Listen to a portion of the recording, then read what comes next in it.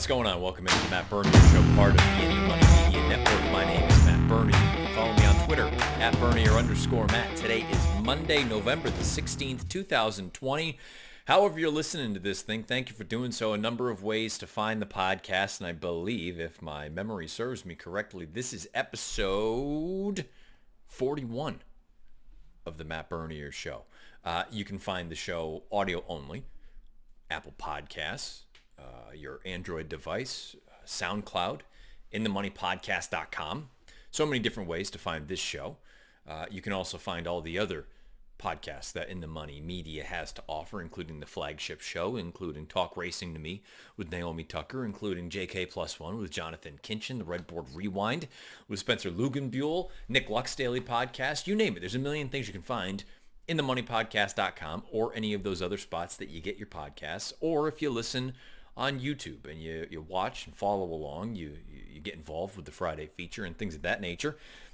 Search bar on YouTube, Matt Bernier Show. This episode, along with the 40 prior, will show up there. And you can take them all in, do whatever you want with them. Go back, re-listen to things. Some of the episodes, some of the pods recently have been more evergreen, which I think is a positive.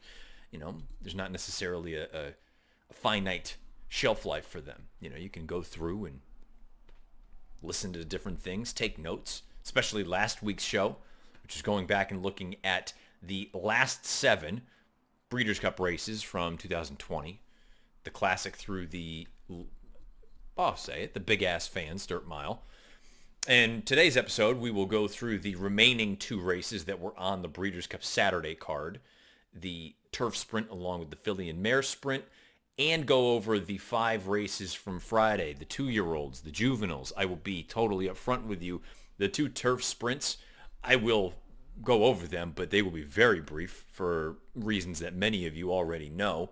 Those of you that may be new to the program, I am terrible at turf sprints, so I really don't have a hell of a lot that I'm going to offer you as far as insight is concerned. I'm going to state a lot of the Captain Obvious things there, but as far as trying to glean some sort of information from me on turf sprints, I'm the wrong person to ask. So I will go briefly over those 2, but the other races I think we'll have plenty to talk about. We'll also get back into the Friday feature, and that's actually how we'll kick things off here with episode 41. We're going to talk to Tom Espinoza. He was the Friday feature winner a couple weeks back prior to the Breeders' Cup. This week's Friday feature is the 6th race at Del Mar on Friday. It's a nice Calbred N1X race. There's a question I'm going to pose in the midst of the Friday feature with Tom. If any of you know the answer, and maybe, again, I'm just overlooking it entirely, beneath the video player on YouTube or on Twitter at Bernier_Matt. And I should have said it before. Wherever you take this thing in, please rate, review, subscribe, thumbs up, thumbs down, the whole 9, because it helps us get content out in many different fashions. So please follow along. But yeah, I had a question that needed to be posed because for the life of me, I can't figure out the answer. So maybe some of you who are sharper than I can correct me and figure out what I'm missing here. So the Friday feature for this week, Del Mar's 6th race. We have Tom Espinoza helping us out. If you want to be in Tom's position next week, you need to leave your selection for Del Mar's 6th beneath the video player on YouTube. If you correctly identify the winner, I will contact you, and we will get a time set up for next week to have you on the pod. So let's just roll right into it. We're going to go over the Friday feature, and coming out of that, we will wrap up Breeders' Cup 2020 with the first 7 races, I guess, put it that way. The first 2 from Saturday, and then the 5 juvenile races on Friday. But first things first, the Friday feature with Tom Espinoza, Del Mar's 6th race, coming up this week. All right, Friday feature time. We're going to be taking a look at the 6th race at Del Mar on Friday, November the 20th. To help us out, Tom Espinoza was the winner of the Friday feature, what was it, probably 2 weeks ago now, before the Breeders' Cup. And Tom has been a longtime listener and follower. I appreciate the sort of sustained support. Tom, how are you? I'm doing well, Matt. Thanks for having me on. Well, let's start with Twitter. Where can people follow you on social media? It's at Tom Espinoza, the number 9. Okay. Easy enough, nice and simple. I like things that we don't have to get too crazy, where you see some of these handles that they've got 15 numbers at the end of them and trying to remember the order of just random mishmash. A little bit difficult to do. So I like simple. I like easy. Let's get a little bit of background. I know you're a California guy. Have you lived out there your entire life? How did you get involved in racing? A little bit of background. Okay, I was born and raised in San Francisco, California. I still work there, I said, but I no longer live there. I live about 80 miles east. Um, and I just started, the first person to go to the track in my family was my mom through a church group. And Really? she came home. Yeah, of all things, figure, right? Of all things, she came home and she said, "Oh, it was a good time. We had a good time." And she forced my dad to go. My dad was just kind of like baseball, football, boxing kind of guy. She forced him to go, and he fell in love with it. And I kind of took off with it when he fell in love with it. My first trip to the track was at Golden Gate Fields. I think I was probably second or third grade, and I believe I hit the daily double just picking off the little tip sheet that we bought that day. And from there, I was hooked. And ever since then, I just been playing horses and handicapping. Well, trying to learn handicapping still. The odd thing though is like in April 1st of 94, I met my future wife and I kind of had to grow up. And so horse racing kind of took a back seat, raised a family, got a big boy job that required me to work weekends. So for quite a few years, I kind of tepidly followed horse racing. I couldn't really devote the time that I wanted to. And I guess around 2012, 13, I started to get weekends off finally. And and then I started to kind of get back into it, but I was lost. My handicapping was not really relevant anymore because the speed had really taken over racing. I'd heard about it, but I hadn't really been following, so I didn't know. But when I was trying to handicap races, I just wasn't winning anything. I mean, I wasn't even close. And then your horse player show came on, and that kind of stoked the fires again. And I kind of watched everything, how you guys handicapped. And for a while, I just kind of watched and didn't really dive too deep into it. I'd heard about the tournaments that I was wondering, I was like, how do you do a handicapping tournament? I had no idea. And then the show really showed me how that works. And as I went along, the show, was only on for I think one season, which unfortunately that happened. But then I found you at the Daily Racing Forum, and you had your weekly show with Illman and Beer, and I watched that religiously. And I mean, no disrespect to those two, but your handicapping just kind of struck a chord with me. It made sense to me. You explained things, and you even went out there and said, "Hey, I'm not good at the turf sprints or wet tracks," so I just kind of started following you. And then when you left the racing forum, that's when I opened a Twitter account because I wanted to keep following you. And I was like, well, how am I going to keep track of this guy? So, and yeah, so I just, kept on following you and taking your advice and listening to your, the switching to the leads, and you got to be out front certain tracks. But I do see now that how speed is really a dominant factor in racing. I think that's one of those pieces where, we see these, especially, on the heels of the Breeders' Cup, and we had the European horses come over here, and it's just such a difference, not just because we're obviously in Europe predominantly they run on grass as opposed to here we predominantly run on dirt, but even in the turf racing differences where here speed is still at a premium on grass. You need to be able to finish, don't get me wrong, but in Europe, typically you have rabbits to ensure that there's a pace. Whereas here, it's seemingly the case where you still need to be forwardly placed in order to be in a good position to win. We see that time and time again now in New York, specifically with their grass racing, where if you're not forwardly placed, because these paces are on the dawdling side, the horses from the back of the pack, they may have a wicked kick, but they have to make up so much ground at the end. And the horses on the front who have been afforded these comfortable sort of lollygagging fractions out there, they've still got plenty left in the tank for that stretch run. So I think it is just one of those things, and I have people, and probably to a fault, I talk about speed. And I'm guilty of it from time to time, just getting sort of locked into one specific thing. But it's such an important factor here in the United States specifically. It's important really anywhere, but here I feel like it is just so much more so than anywhere else in the world, because so much of our game is predicated on, I mean, when you think about it, it sounds silly, but in a race, would you rather be ahead of everyone that you're running against or behind them? When the core of it is you're trying to finish ahead of them. I mean, it's easier to win when you're out there than trying to rally from way off of it. So I think speed is certainly at an absolute premium regardless of the surface. Turf racing, though, I suppose you can get it to change a little bit. And this race that we'll talk about here for the Friday feature, the 6th at Del Mar, I selected the race because I understand it's not a big field. We've only got 8 horses that are scheduled to go. But I think there are so many layers to this race because you have horses who, in a prior life, were arguably graded stakes caliber, who have seemingly just completely lost their form because of a layoff or whatever the case may be. We'll get to that one horse in particular momentarily. But you have other horses who are trying winners for the first time, transitioning back to turf for the first time in a long, long time, stretching out in distance. You have so many different elements to this, and the pace situation to me is a little bit on the murky side. So let's dive into the race itself. We're talking about a non-winners of one other than for Calbreds going a mile on the turf. Now, I need to also throw something out there with one horse in particular, and Tom, maybe you know, or someone else who's listening knows. I've gone through and I continue to read it time and time again. The conditions of the race, I'll read the entire thing. For Calbred or Cal-sired 3-year-olds and up, which have never won $15,000 once, other than maiden, claiming, or starter, or have never won 2 races, or claiming price of $20,000. So effectively, you can run in the race if you're in for the $20,000 tag. You can run in the race if you've never won 2 races, or you can run in the race if you have never won $15,000 other than your maiden race, a open claiming event, or a starter allowance race.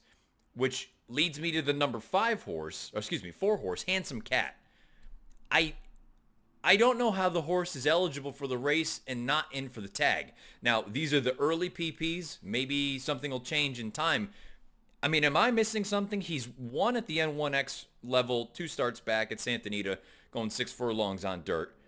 Obviously, the most recent start, the starter allowance that he won, you don't hold that against him, but now he is up over 2 lifetime victories. He's won 3 times.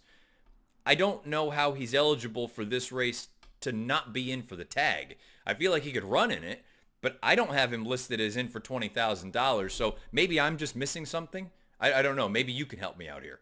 Well, yeah, I'm not really too, I mean, I'm familiar with conditions, but I don't really know that well. But yeah, on my PPs, he's not in for the tag. And maybe I'm missing something and just sort of the reading comprehension is not there for me on a Monday, but I keep looking through it and I go, I don't know. And again, not that he can't run in this race, but I feel like he has to run for the $20,000 tag. Anybody who's listening or watching, feel free to reach out to me either on Twitter at Bernier_Matt or beneath the video player on YouTube. Neither here nor there. He's listed, he's running in the race, so he's a factor stretching out in distance, going from dirt to turf. Let's start with the pace situation. How did you see this unfolding? Because to me, I think a horse like Fly Tomorrow is the number 6. This race sort of begins and ends with him because we need to decide where is he going to be positioned and what do you do with him? Yeah, he has a really good back class from 2018. Obviously he's not what he once was. He had that layoff. He's come back. I guess he's had 3 races this year. The last was a turf sprint, and it looks like Miller put the blinkers on him. And he wasn't up close. I think he was running 6th. He did he did finish at the end. He finished 5th, a couple lengths back. But in his previous races, it looks like he liked to be placed forward on those turf races, and he would finish. I think the City of Hope and the Del Mar Turf Handicap, and I think he won. What was that race? The California Dreven Stakes. That was all in 2018. So yeah, I don't know what you're going to get. I mean, who knows how the horse is doing so far this year? He hasn't really shown much. The 3 starts he's finished 5th, 7th, and 5th. So I look at the works. The works are okay. He had a couple good works in October, and his last 2 works, I guess they're both at San Luis Rey. They're just so. So it's hard to put a finger on where. I think they'll probably, put him out there and see how he does. He's he was out there in the front on his first two starts of the year, but then he kind of faded uh, coming for home. So, and then they threw him in that turf sprint. Maybe my dad used to call it to leg him up, kind of maybe get some wind in him, get him out there, run fast, and then put him back at a route. So we'll see how he does. Yeah, he kind of is unknown. I mean, if he pulls up any of that back class, he's gonna run away from these. And that's so I guess for me that's the big piece where if he shows up with anything remotely close to what he was once capable of, not only is he going to win, he's probably going to win by 4 or 5. The problem is we haven't seen that form, as you alluded to, since the end of 2018 that preceded a very, very long layoff. And since the layoff, he's come back and he just looks like a shell of what he once was. Then you see the cutback in distance. You see the addition of blinkers. He had worn blinkers at one point earlier in his career, but he really blossomed once they took the blinkers off him. They put him back on, and while he's exiting a very similar sort of class level of race, again, a Cal-bred non-winners of one other than, from a class standpoint, the horses he's run against in each of the past 2 starts, they are better than what he's going to face here in this spot on Friday. You have a number of horses who have come back in the most recent start and earned low to mid-80 buyers. In the run 2 starts back, you have horses low to mid-80 buyers. Even the winner, Cali Caliente, came back and earned a 92 buyer in his next start. So this horse has been facing far better company. There's really no arguing that. The concern now becomes at a very short price, because he's going to be the favorite in here. I'd be stunned if anybody else ended up going off favored. And I think he's going to be a very heavy favorite. He's taken money in all 3 of his starts here in 2020, including the one at Gulfstream Park when he really kicked things off in August. At a short price, let's say somewhere in that 8-5 range, if he can't run anymore, then all of a sudden, you sort of open up Pandora's box and you can go a few different ways and you can find some prices. I know some people aren't big fans of statistics. I tend to think there is some validity to some of them. And again, you can twist numbers to fit whatever narrative you're trying to spin. But I couldn't help but go through and find for Peter Miller, a trainer who thus far for this fall meeting down at Del Mar is just lighting the world on fire. He's 7 for 22 at the time that we're recording this on Monday. Over the past year in turf races, going from sprints to routes, he's 1 for 34 with a 64-cent ROI. So I see a number like that combined with a horse who, A, I don't know if he is what he once was, B, is going to be a short price, and C, from a running style standpoint, I expect him to be forward, but to be honest, I really don't know where we're going to see him. I think he'll be full. I can't imagine him coming from off of it, but I don't know that he's got the gas that he once did. To me, it screams opportunity, a chance to take a shot against him. If he beats you, you tip your cap and say, good on you, old boy, you beat me. But I can find opportunities for some other intriguing prices. And if we're going to do that, and it sounds like you're sort of in agreement that Fly to Mars, he can win, but don't know that I need him in a short number, who are some alternatives in a spot like this that you could see running well and possibly upsetting? So I think one of the ones that I think has a shot. It's not my pick, but the number 2 horse, I believe, Tropical Terror. Mm-hmm. Terror. Yep. He's finished. I mean, it looks like he broke his maiden in the same condition at 1.25 miles his last race, which, good for the horse. He's finished, I think, second 6 times on the turf at like a mile. I think one was at 1 mile and a 16th. He just missed by a nose at the mile and a 16th. So I think a mile might be too short, but there's a couple other horses in here that, like the horse that just broke his maiden, sprinting on the turf, stumbled badly at the start, it said, and then rallied. So I don't know if that horse, a turf sprint, he might there might be a couple that try to go for the lead. There's also the other horse that I'm thinking of is the number 7 horse? Clayton Delaney? Clayton Delaney. I think that horse when it broke its maiden, it went wire to wire. Since then, it hasn't really shown much speed, but they're putting it back on turf. Where did he finish? 6th last race on that turf sprint. So I think there might be a couple other horses that try to go with Fly to Mars. If Fly to Mars does run out there, I'm thinking the horses, there's a couple horses on the outside that we just talked about that might get out there and run. And my pick is I like the number one horse, the Rustic Canyon. Mm? I'm a little biased because I know Tamayo from up here at Golden Gate Field. Yeah. But he's slowly kind of dipping his foot in the water in Southern California. He's starting to put his horses down there. He put this horse down at Santa Anita last time, and it won for the same condition. Now it's in for a tag, but I believe it probably has to run for the tag because it's already won at this condition. Correct. And I'm just thinking, he won that last race in 134. And I was just kind of going through the times of the other horses that ran. I think he's already beaten one of the horses twice. Yep. I believe it's Sea of Liberty. yeah, Sea of Liberty. He's already beaten that horse twice, and he seems to be running good. He's since that break in January, they laid him off for a few months, brought him back in May. He won off the layoff. Then he finished fourth, and ever since then, he's finished two-thirds, a second, and a win. So out of all these horses that kind of have questions, about their form, and we got a lot of horses trying new things for the first time. We got two that are just coming out of maiden wins. I just kind of went with him because I figured he's kind of shown decent form, and he's since that break, it seems like that break has done well. And I know Tamayo can get him. He's not coming off another break now. I think it's 48 days that my PP said. Mm-hmm. And it seems Tamayo can get a horse ready off of a break. He has pretty good percentages. Horses coming off a layoff. This horse to me has been remarkably consistent since the lengthy layoff we had at the beginning of 2020, and you can look at that a few different ways. Was the layoff due to all the COVID situation where things were a little bit on the slower side? Was it a necessary layoff? Whatever the case may be, the horse has come back, and while we don't have races that are off the charts fast that a horse like Fly to Mars at one point had in his career, the horse just shows up and gives you what he's got. You can expect sort of a high 70, low 80 type of buyer from this horse coming into it in good form. You bring up Tamayo, a trainer who it feels like following sort of in the footsteps of a Hollendorfer, of a Steve Miotti, who, like you said, have had success in Northern California. Now they're making their way down to Southern California, and far from being embarrassed, they're going out there and doing a good job.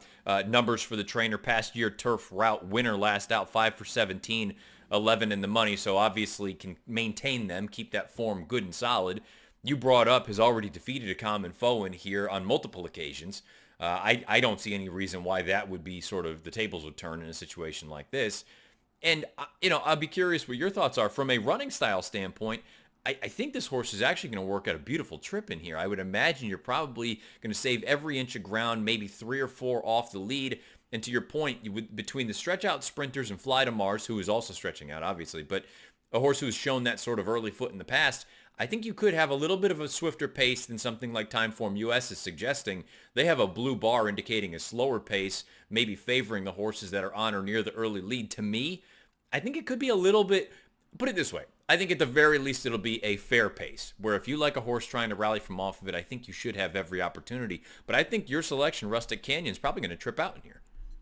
Yeah, that's exactly what I thought, because I figured he's on the rail, which in a turf race is not sometimes the best. But I think he has a speed, because it seems like the 3 or 4 horses to the outside of him are not speed horses. I think they're more kind of middle of the pack presser horses that are going to lay back. So I think he's going to break out of the one post, be able to get a good position going into the first turn. And then like we have all those horses that are kind of stretching out. And I'm hoping he's just going to maybe sit behind those 2 or 3 horses. And then when the real running starts, he's going to be right there. He'll be able to maybe get first jump on the closers. Because I think his last race after 3 quarters, I think they ran 3 quarters in 109, and he was just like maybe like 2.5 lengths off the lead. And he ended up going away and winning, I think, by a length. So that's exactly what I thought. That's how I kind of played it out in my head, that he's just going to be sitting maybe 3rd, 4th, and be able to get the first jump on everybody else coming down the stretch. I think one of the other big pieces, too, is this is a horse who, while Del Mar may not be the first track you think of as sort of a horse for course type, the Del Mar Turf I find to be a little bit of, I don't want to call it quirky, but it's not nearly to the level of a Keeneland, where I feel like horses who love Keeneland. I think Del Mar and Santa Anita, I feel like you can get horses from anywhere and they'll show up and run well. It's one of the things that makes Santa Anita's Turf course so appealing. You hear Europeans during the Breeders' Cup talk and just rave about Santa Anita's Turf. Del Mar's turf, not that it's bad, don't get me wrong. I'm not trying to slight the grass. I think it's just one of those where horses who have shown the ability to run well over it, I think they tend to replicate that. And Rustic Canyon nearly broke through this level 4 starts back at Del Mar, rallying from off of a fast pace. To your point, he doesn't have to come from way out of it. I think the only reason he was 4.5 out of it that day is because they went guns blazing early on. So even if this is a hair on the more moderate side and he's a little bit closer, he still has shown the ability, as you talked about in that run at Santa Anita most recently, to have a little bit of finish left in him and be able to get the job done. So I like the idea. I like the logic behind it. And the good news is, based on the way that he's been bet throughout his career, and with the presence of some other higher profile outfits here in this race, we don't have morning lines yet. It's too early, but I wouldn't be surprised if you're looking at sort of a mid-single kind of number, somewhere in that 5-1 range on a horse who, to me, has every opportunity and merits all the consideration for a race like this to come out on top. So I like the idea here, Tom. Tom Espinoza is going with the number 1, Rustic Canyon. Are you vehemently against Fly to Mars, or is it just an instance where you say he can win, but I don't want him? Same. Yeah, same. He can win, but I don't want him at the price he's getting. Pratt's getting on the horse, and Pratt and Miller together, they're off the charts. Yeah. When they team up. So, he's going to take a lot of money. And one of the things I learned from you, value. You want value for your money. I'm going to put my $2 on a horse that's going to be really low odds that his form is suspect. That's not, like we said, if he beats us, tip your cap and say, hey, you beat us. But yeah, I'm looking for a value when I'm betting. So that's why I went with Rustic Canyon. The simplest way I would explain Fly to Mars in a race like this, if you told me he was going to be 8-5 and he was going to run the way that he ran in the City of Hope Mile or the Del Mar Mile back in 2018, I would say he should be about 3-5 in this race, and that's a tremendous bet. If you think he's going to run similar to the way that he has in his 3 starts in 2020 and he's 8-5, I think his actual probability, his actual chances of winning, I think he should probably be closer to 3-1 or 4-1, and therefore 8-5 is an underlay. He doesn't have any real edge on this field. Granted, he is taking on weaker compared to who he's run up against recently. But I'm with you. I'm against Fly to Mars in this spot as well. Tom Espinoza is going to go with the number 1, Rustic Canyon, for this week's Friday feature. It is race 6 at Del Mar on Friday the 20th. If you want to get involved and be in the position that Tom is, you need to leave your selection beneath the video player on YouTube. If you win, I'll contact you. We'll get something set up. Tom Espinoza, thank you again for joining. One last time, where can folks follow you on Twitter? They could follow me on Twitter at Tom Espinoza, the number 9. Awesome, Tom. Thank you so much for your time. Good luck this week with the Friday feature, and hope to chat soon. Okay. Thanks, Matt. Good to have you. And I'm just the ultimate proof that, like you said, even a blind squirrel finds a nut every once in a while. my go-to. Yeah, that's my go-to now, too. I'm king of the blind squirrels. So you've had royalty on your show. Hopefully we can find a couple more here this week. Good luck, Tom.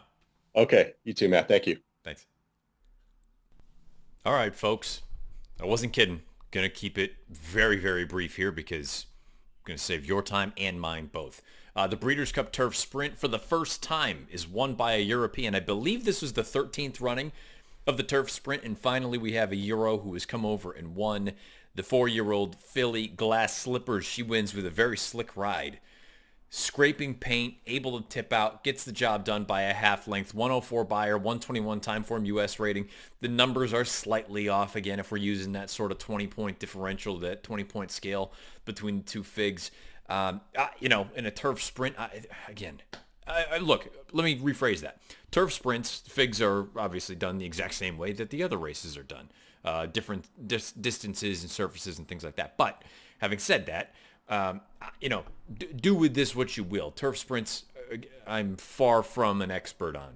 I try to just stay alive. I try to get through them and turn the page onto something I'm a little bit better at. So, this race as a whole, I don't know what it really means going forward. What your whistle, he got kind of left at the gate and then came with this wicked run, which was a complete, total 180 from the way that he won that turf race up at Belmont Park, in which he won in gate-to-wire fashion. Granted, there was a loose horse there that day that might have thrown a little bit of a fly into the ointment, but He ran very well. Leinster, I thought, if you look at the way the race is run, from where the top two finishers, or let's say three of the top four, were all positioned.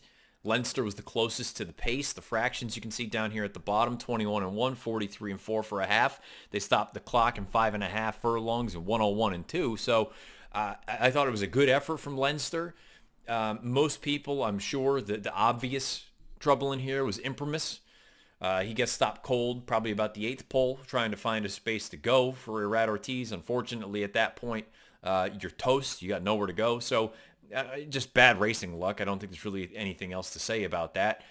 These races, for me, are just a bit of a mystery simply because so much can go wrong in such a short amount of time. And for whatever reason, I feel like these 5.5 furlong turf sprints, I know we're only dealing with a half furlong difference, but between the turf and the dirt, this feels like a frantic, like just it's controlled chaos compared to a 6 furlong dirt sprint to me, which seems like it's much more, I don't even have a good way to explain it, and I don't even really know what I'm trying to say. But I just struggle mightily with these races, and I liked Bombard. He finished 8th. That is very on brand for me in these turf sprints.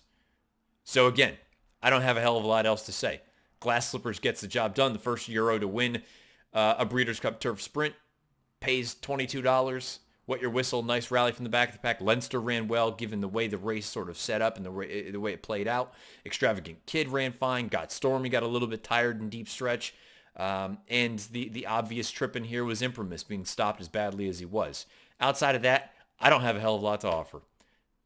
Thoughts, questions, comments? Leave them beneath the video player on YouTube. Breeders' Cup Filly and Mare Sprint. It was the first Breeders' Cup race on Breeders' Cup Saturday. Gamine and Serengeti Empress. It was the matchup that had been billed for quite some time. The two speedballs. We knew that Serengeti Empress was going to make the front. The question was that I had, I know some others had as well, could Gamine keep up with her at the pace that Serengeti Empress was going to throw at her, and what would that do to her? Obviously, if you heard any of the analysis that I was involved with, whether it was in the podcasts or whether it was on NBC, I thought it was going to be one of those situations where Gamine was close to the unbelievable pace and she was going to possibly crack because the times that she had run those giant races going one turn, A, they were against inferior company, B, they were with extremely soft pace scenarios. What was going to happen when somebody threw a little bit of gas at her early on? And she answered the question pretty authoritatively. I mean, it was just a stunning performance. And I know many people want to point to the medication overages that she has twice failed tests for Baffert's Barn. Draw your own conclusions. I don't know what you want to do with that. With the Breeders' Cup testing, I'm going to look at this and say it's on the up and up, and I have no reason to believe otherwise. She went out there and she blitzed this field. It was an unreal performance. 110 Beyer speed figure, 132 raw time form US rating. Serengeti Empress, I suppose you can say she may have taken a slight step back, but if you take Gamine out of this race, she wins. And she probably wins rather comfortably given the fact that she had to go as fast as she did early with a horse like Gamine kind of hounding her. So Serengeti Empress loses nothing in defeat. Again, she is one of those horses who this 2020 campaign, when you look at it in its entirety for her, it's probably not going to be the most sparkling thing you've ever seen because I think she only came out on top once as far as the big races are concerned. But she ran so well in so many of these races. Really, hats off to Tom Amos and company for keeping her in the form that she was in. I believe she has been retired now. 98 Beyer, 121 time form US rating. Bell's the one in Wisconsin. They take advantage of that hot pace. Anyone else that was reasonably close, including the 3-year-olds, they finished up the track. So this was really a tale of, I would say, two horses who were head and shoulders above everyone else. And yes, I tried to beat them with Come Dancing. And I wanted to use Sally's Curlin' underneath. But it was just you could argue that it was the best performance of the weekend. It was just a really exceptional effort. And I understand, and I know Baffert has been quoted saying he still thinks she can stretch out. Maybe she can. But to me, I always have used Frosted is sort of the example of the one turn versus two turn, where you see the stark contrast in the performances, where a horse is fully capable of running well, doing something that maybe that's not actually what they want to do. And for Frosted, it was the Met Mile, which is what I think he wanted to do, versus all the other two-turn races that he had so much success in. Gamine hasn't run poorly in either of the two-turn races. The one where she was disqualified, obviously the Oaklawn race, the two-turn race where Speech nearly went and got her, and the two-turn race in the Kentucky Oaks, where she ran, all things considered, a solid third. It was far from an embarrassing performance. But the one-turn races are exponentially better than what she's done to date going two turns. I'm sure they'll be tempted next year as a 4-year-old to try to get her out to two turns at least one more time. I think the dangerous thing, depending on who is still in training in Southern California, it could very easily be, well, I guess you can say that about anywhere, but it sounds like Monomoy Girl, there's the chance that she comes back next year as a, 6-year-old? Not 100% locked up, but it sounds like that's a possibility, I believe. I would be very hesitant to take any Southern California two-turn route results for a horse like Gamine at face value, simply because I don't think, and again, I'm getting ahead of myself a little bit. We need to wait and see what the depth of that division looks like. But I would venture a guess to say she's just going to be beating up on inferior competition. Therefore, it may look like the two turns isn't an issue. What happens when you run against better horses who really want the two turns? That to me is always going to be something that's in the back of my mind whenever they do try to go two turns with her again. In one-turn races, though, the fact that she sat off of a target and she still finished the way that she did, just a sublime performance. Maybe you want to try to run her in the La Brea on opening day out at Santa Anita going 7/8 of a mile. It is a grade 1. I don't think it would do anything as far as the 3-year-old honors are concerned. I'd be surprised if Swiss Skydiver wasn't the 3-year-old filly champion, but I don't believe She Dares the Devil has enough of a resume, even with the Kentucky Oaks. Gamine would probably be the only alternative. But, I guess that at that point, that would be something for the voters of the Eclipse Awards to weigh. What is more impressive and more important? We talk about the Breeders' Cup. Obviously, probably is... The Breeders' Cup carries the most weight. There's no arguing that. But does it carry so much weight that it outweighs a horse in Swiss Skydiver who went out and won the Gulfstream Park Oaks, the Santa Anita Oaks, the Preakness? We know about that. We know about the Grade 1 Alabama. She ran so big in all of these giant races. And with Gamine, yes, she won multiple Grade 1s. She won the Acorn. She won the Test. She won the Filly and Mare Sprint. Does that campaign outweigh what Swiss Skydiver did? To me, if I were a voter, I would vote for Swiss Skydiver for 3-year-old filly. But there's at least a case to be made for a horse like Gamine. These one-turn races, it'll be fascinating to see what they choose to do with her. Because if this is what she is going one turn, then to me, there's really no race that she doesn't fit or doesn't at least become a top-level contender in. That is a one-turn race. 6 furlongs, maybe that's a bit on the sharp side. But I'm thinking next year with the boys, I mean, why couldn't she run in the Met Mile? Why couldn't she run in a race that, clearly the Breeders' Cup Filly and Mare Sprint fits the bill, but I think of a race like the Met Mile, that's the first one that comes to mind anyway. If this is what she is, and you think she could potentially get better as a 4-year-old, I would see no reason why you wouldn't go down that route, knowing that opens up Pandora's box. You have the ability then to sort of, you can campaign the way that you want, but let's say you run in a race like the Met Mile and you win that against boys as a filly. I mean, you automatically throw your hat into the Horse of the Year conversation, assuming you go and run the table against the girls in whatever other races you want. So she's very clearly an exceptional talent. I don't think anybody's denying that. It's hard to argue that now. 110 buyer, 132 time form U.S. rating. We're dealing with these are big league numbers here.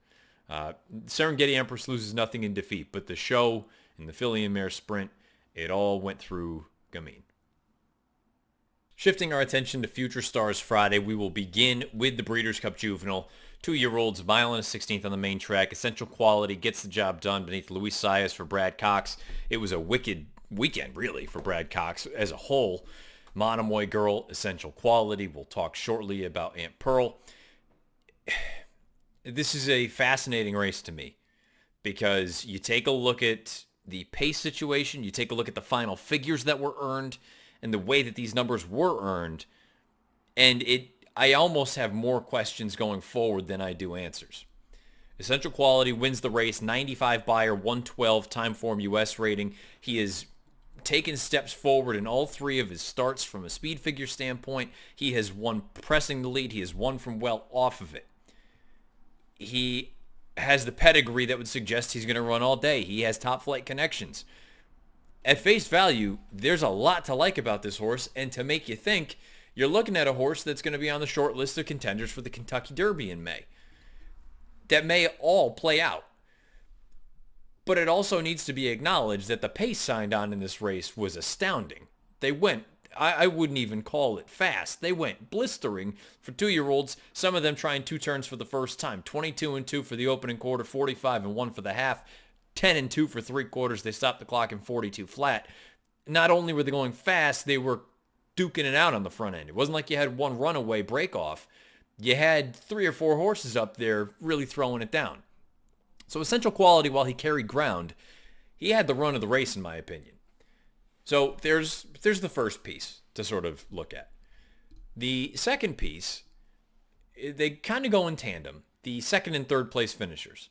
Hot Rod Charlie and Keep Me in Mind. They were 94-1 and 30-1, respectively. Hot Rod Charlie most recently was a maiden winner at Santa Anita, his first time going 2 turns on dirt. He hadn't shown a lot on the turf. They move him over to the dirt. They put blinkers on him. He breaks his maiden in, let's just say, pedestrian time. 78 Beyer, 98 raw time form rating.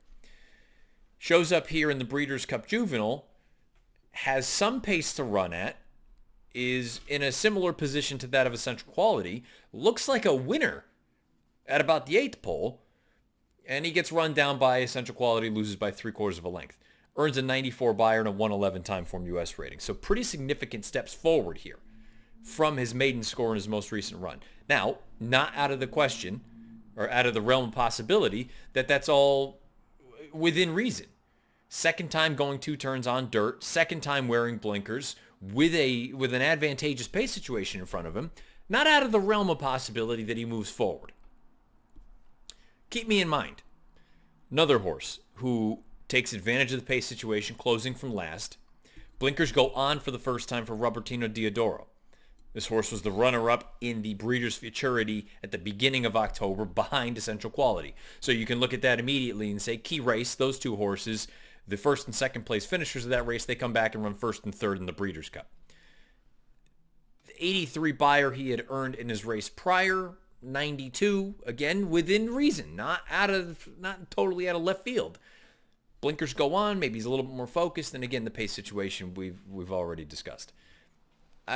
The only thing that makes me a little hesitant is that, again, Hot Rod Charlie, this is his first time against winners, his first time out of Southern California.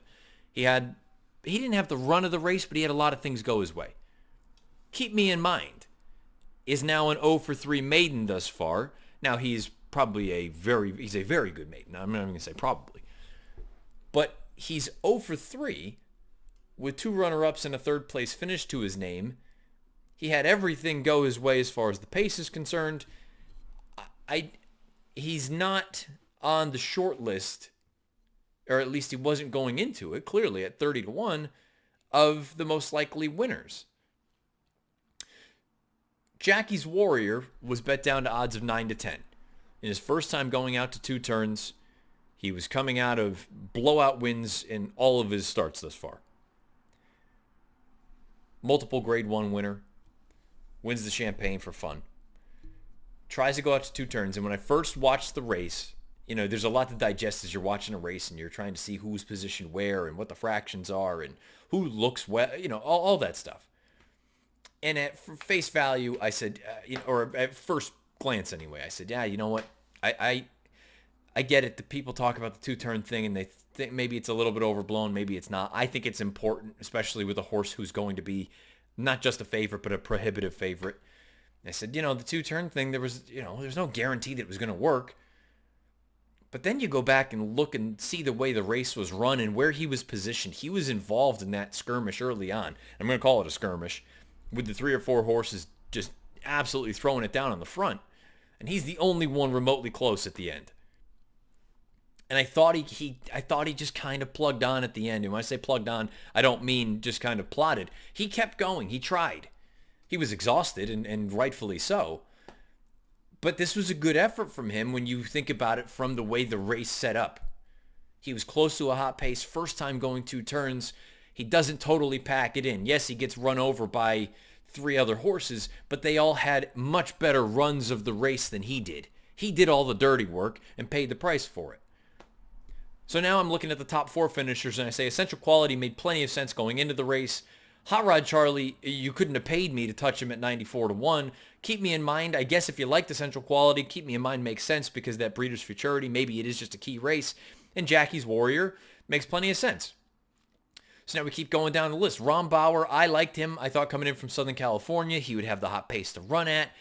And he did, but he just kind of plodded. And this was his first real acid test against what should be, or in theory, is a good group. But now I'm starting to wonder, and we won't know until we get more of a sample from these horses. But I don't know what to make of this race because the speed figures are very strong for 2-year-olds. This on time, this is an extremely solid group. But on credentials, the top 5 finishers, with the exception of Essential Quality and Jackie's Warrior, they're lacking at best, subpar at worst. So I the only thing I can say definitively about this race is that I need more of a sample to really kind of, and this isn't rocket science. I mean, this is a very sort of vanilla take. I need to see what some of these horses go on to do out of this race. And I'm not saying, way down the road, but I'm saying at least in their next start. I got to see something from the Hot Rod Charlies, the Keep Me in Minds of the world. Because they had a lot of things go their way. At least with Essential Quality, he had shown the ability to be up close to a pace. Granted, it was a slow one, but he'd shown that he can get into the run earlier. And Luis Saez has said he's still very, very green. He doesn't know what he's doing out there. And he's got the breeding, he's got the connections, yada, yada, yada. Jackie's Warrior, probably better than I gave him credit for. On numbers going into it, he was a standout. But I would just strongly urge, and I'm not just saying it because he didn't win this race, I get it seems like, boy, 4-5, and I was guilty of it with Tiz the Law in the Kentucky Derby. Boy, you need to be head and shoulders above the rest of the group and not have any questions to answer. And that happens so few and far between. Boy, taking 9-10 or 4-5 on a horse in a full field. I learned, it's, boy, you just need to be so far superior and not have to answer questions first time doing something, first time doing this, all these other things. Forget about the fact that they're babies. But as a whole, this group, I don't know. I'm having a difficult time really deciding what I think. Because I do think there's quality in here, but the result is almost fogging the lens for me. Where should I be holding it against Essential Quality and Jackie's Warrior, that the second and third place finishers who had solid runs of the race, given the way everything played out, were very difficult to have going into the race. I don't know. Time will tell. I'm curious what all of you think about this race, specifically the Breeders' Cup Juvenile. Let me know beneath the video player on YouTube or on Twitter at Bernie or under. I realized in that last segment, I believe I said respectively. It should have been respectfully. It's a Monday. I'm trying to shake the rust off. Talk about feeling silly. Feeling kind of silly after the Breeders' Cup Juvenile Fillies turf goes off and Aunt Pearl wins for fun at 5-2. I had been down there for her run in the Jessamine, and I had said after the race, I said she might be a superstar. She might just be a freak of nature. And, you know, I talked myself into the possibility of her having so much company up front, specifically from Campanelli, that maybe it was going to take a little bit of the starch out of her, and some of these other horses who have legitimate credentials and have shown the ability to sit and rally were going to be able to run her down. And when they all break and you see that opening quarter go up in 22 and a piece, and Aunt Pearl and Campanelli are right there, I'm thinking, okay, we're going to have that duel set up. It's going to fall apart, and here we go. We're going to have somebody rallying from off of it.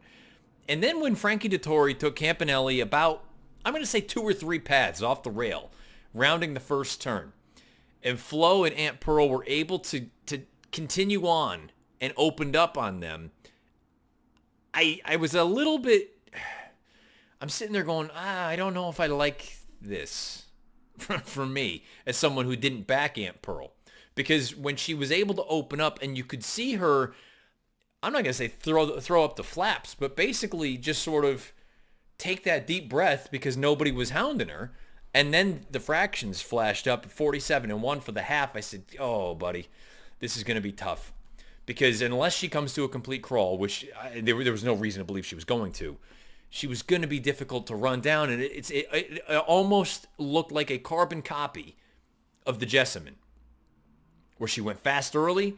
She was able to take that big breather in that second quarter, and she had plenty left turning for home to kick on and win by more than 2 lengths. 91 Beyer, 112 time form U.S. rating. There are so many things about Aunt Pearl that are exciting, but I think that, and I'm not the first one to bring this up, there are so many similarities, it feels like anyway, to Newspaper of Record's 2-year-old campaign many moons ago. I say many moons ago. I think it was like 2 years ago. The precocity, just the sort of backbreaking speed that she has against some of these other girls, it's sort of the smack in the face of they don't know what hit them. And by the time they can kind of get their head wrapped around it, Aunt Pearl is open, and she kicks with as good a finish as any of these other horses do. And that's why I always talk about that early positional speed, especially in grass routes. If you can be forward and you're going to kick pretty darn close, maybe not quite as fast, but pretty darn close to what the closers are going to kick, they simply, there's no way they're going to run you down. And for a horse like this to finish the way that she does after going as fast as she does early on, it's a special, special gift and a special talent. Now, I don't know if we are going to see the same thing we saw with Newspaper of Record. I'll never forget it. There was someone back when I was doing the show with the Racing Form. They had made some kind of comment about how Newspaper of Record hadn't beaten anything and they were going to withhold judgment. And I called them a dope. And when Newspaper of Record did not go on and run well as a 3-year-old, that person came right back and threw it in my face. And you know what? Rightfully so. I was wrong. I rushed to judgment, and I was wrong. Flat out, I was wrong. And I shouldn't have called that individual a dope. Now, with Aunt Pearl, I think she's beaten good horses. I really do. I can't help but have that little scar tissue of knowing what we saw from Newspaper of Record and thinking that she was just going to be this absolute world beater, because they had even kicked tires on the idea of sending her over to Royal Ascot as a 3-year-old. And we've already heard Brad Cox and company with Aunt Pearl kick the tires on the idea of an international campaign. When I say international, obviously it would be Royal Ascot. What happens if she doesn't make the front? I have no reason to believe that she'll shut it down, but you never know until they do it. And I again, raising my hand, I was wrong about Newspaper of Record. I get eerily similar vibes from Aunt Pearl, but I'm not going to go as far as to say, it's impossible for her to be beat at some point, because she's run 3 times. She's run unbelievably well in all the starts. She's a joy to watch and good on the connections, but I have nothing to knock about her right now, but I'm not going to make any sort of outrageous claims like I did 2 years ago with newspaper of record, especially to anyone that wants to turn around and say, Aunt Pearl, what happens when she gets headed? What happens when all the other girls continue to mature and get bigger and stronger and the whole nine? All I'll say is right now, as a 2-year-old, she is spectacular. She is really something else, and the connections have every right to be not just excited, but almost nervously excited about what this girl could be. No real surprise that the second, third, and fourth place finishers are European-based horses. I understand Campanelli technically is here in the States, but she's done her running over in Europe. Plum Ali is the one of the American contingent that tried to make a little bit of a run to no avail.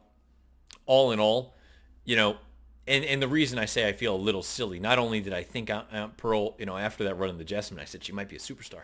I just didn't think she'd go off at 5-2, and I let the pace situation get into my head, and it's easy to sit here and, Monday morning quarterback it and say, oh, I should have done this, I should have done that. But hey, we all make the decisions we make. Got to live with the repercussions. So Aunt Pearl gets the job done. If Gamine is not the most impressive performance of the weekend, Aunt Pearl is probably the most impressive performance of the weekend, for my money, by my estimation.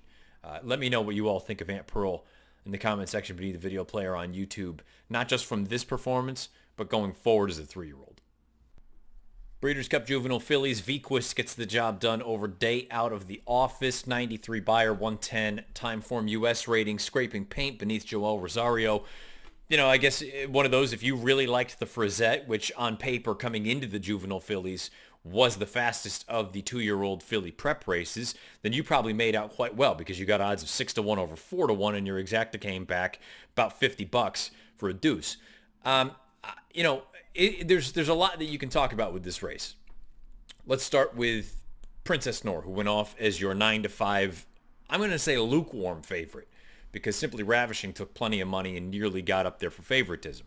Princess Noor was the polarizing horse going into it because she, simply put, was not fast enough at that point anyway to run with the big girls. I would say that at least bore out where she was not fast enough. She was not impossibly beaten. It's not like she was completely destroyed. I mean, she got beat pretty good, don't get me wrong. But she earned an 85 Beyer and a 104 Timeform US rating. So she certainly was not good enough to win. I'm not making that case at all. So this was a win for the speed figure folks. And for the folks who, we talk about I bring it up anyway, sort of the eye test, the idea of how do they look good despite the numbers being slow. And again, I've said it before and I'll say it again. The eye test, trust your eyes. Trust the speed figures. You need to find some kind of combination. But the key to the entire piece is, if you're trusting your eye with a horse that's slow on paper and you're dealing with a 9-5 favorite, you're probably smarter looking for someone else. If you're trusting your eye and you've got a horse who's a little bit slow on figs, but is going to be 15 or 20-1, trust your eye. Don't be afraid to go that route. Let the price be your guide. Don't get suckered into again, even if you're right, even if your eye is not deceiving you, but the horse is 8-5 or 9-5 or 2-1, I promise you, there will be 9-5 or 2-1 shots that not only pass the eye test, but pass the fig test, and they're probably coming up in the next race or the race following. If you have a horse that looks really good and you trust your eye, and they're going to be 15 or 20-1, there's nothing wrong with taking a shot there, especially if you have questions or you don't like any of the shorter prices. That to me is the differentiating piece. I don't like the people who are saying, oh, the eye test is BS, or who cares about speed figures? Those are both ignorant statements in my opinion, regardless of how experienced you are. There is a middle ground, as there's a middle ground for everything, but apparently, in 2020, there's no room for the middle. Neither here nor there. The idea is, if your eye tells you something and you're dealing with a short price, but the figs don't add up, you're probably playing with fire. If your eye tells you something and the figs aren't quite there, but you're going to get $40 on the winner if you're right, take a shot. What are you afraid of?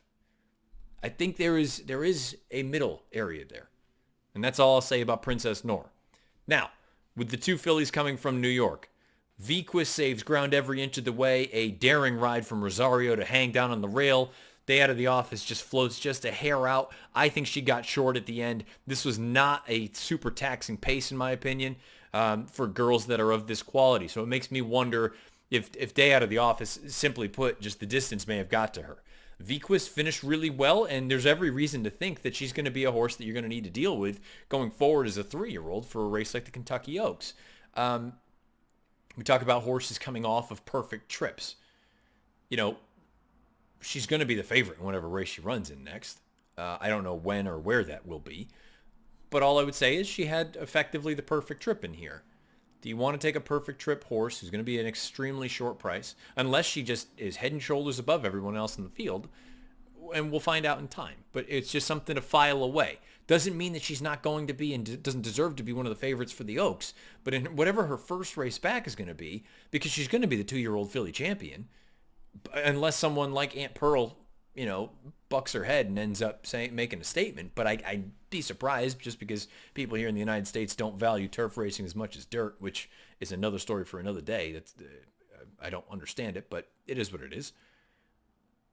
Just keep that in mind. Vequist, for the most part, this is a pretty perfect trip for her. Day Out of the Office, really, the only thing I would say in defeat is that now I think there's a legitimate question about how far she wants to go. This is at 1 1/16. Maybe she is going to be a little bit better off at those shorter distances, one-turn type of races, but she at least deserves another opportunity to stretch her legs again.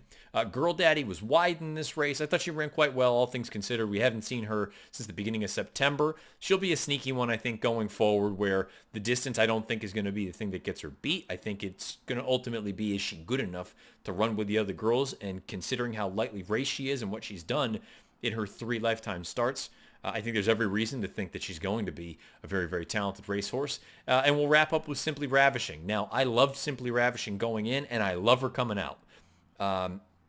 Maybe this is being a little bit hard-headed, but if I want one horse out of this race, it's still Simply Ravishing. It was a bit of a joke, but I know they were going back and forth. Edzo and Jerry Bailey during the broadcast.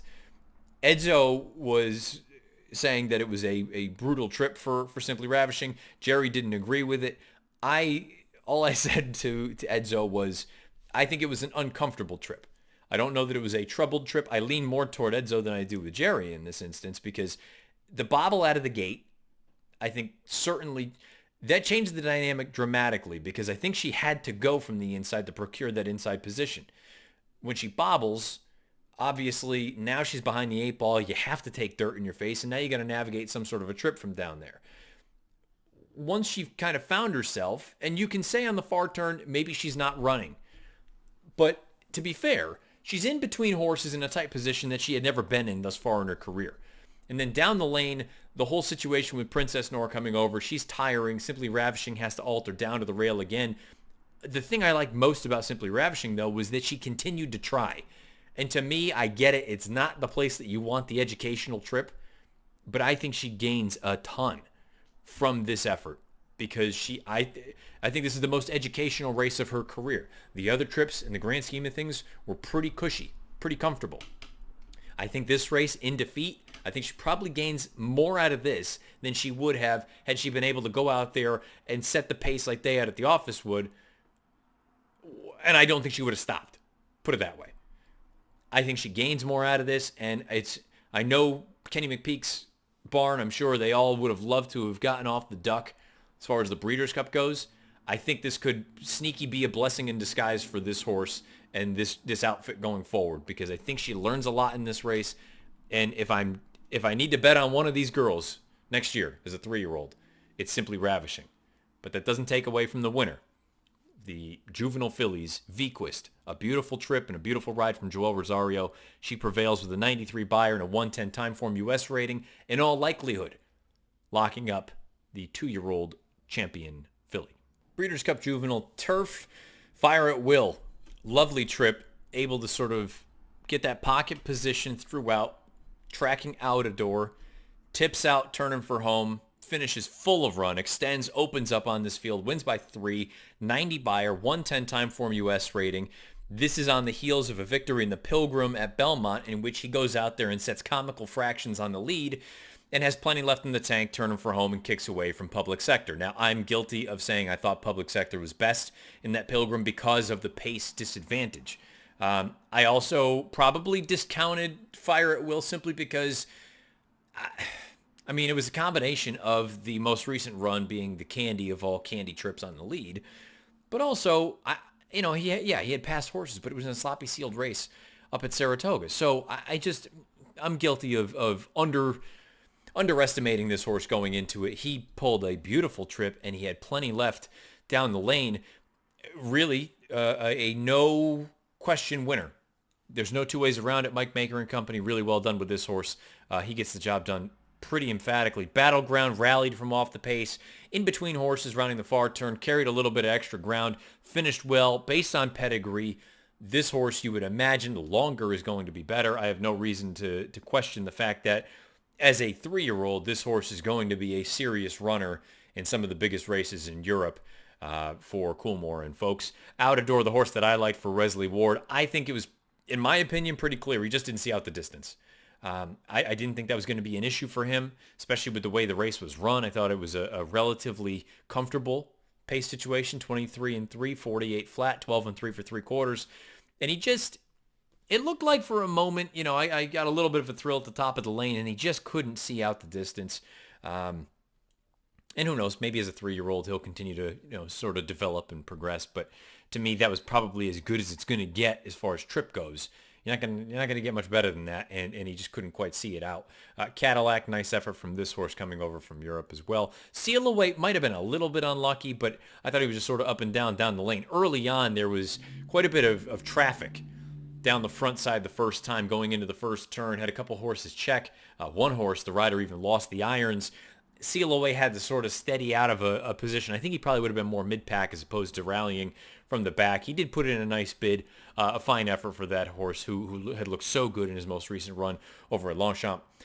Don't really have a ton to add about the rest of the field. Mutazabek, yes, he was wide. He had to carry a lot of ground, but he's sort of the horse that, the prime example of everything went his way in that run in the Bourbon.